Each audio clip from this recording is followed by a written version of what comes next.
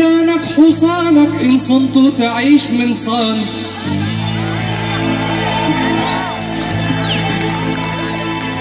وإن هنت هانك ما تعرفش الطريق من صان. صاحب أصيل لو فقير لفظه عسل ينصان. أما الخسيس لو غني زي البصل ينصان.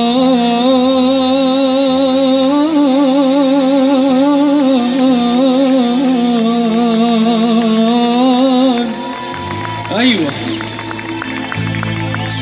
نسب الأمارة شطارة بالكرم وأمان. ادي لبنتك ولد يكون عنده تقى وإيمان. يعني معنى الكلام على الأصل دور، وادي بنتك لولد يكون في الدار يملى عينها.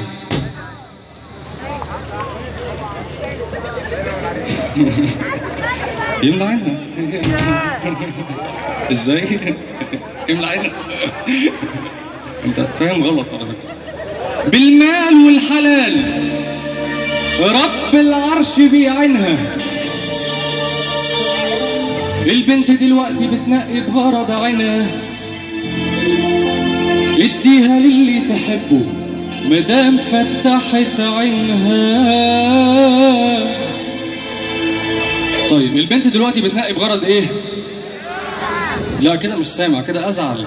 البنت دلوقتي بتنقي بغرض ايه؟ ايه؟ فاديها للي تحبه مدام فتحت ايه؟ الله اكبر الله اكبر. طب انا بقى عايز احييكم انتوا. بنت الاصول كالعادة.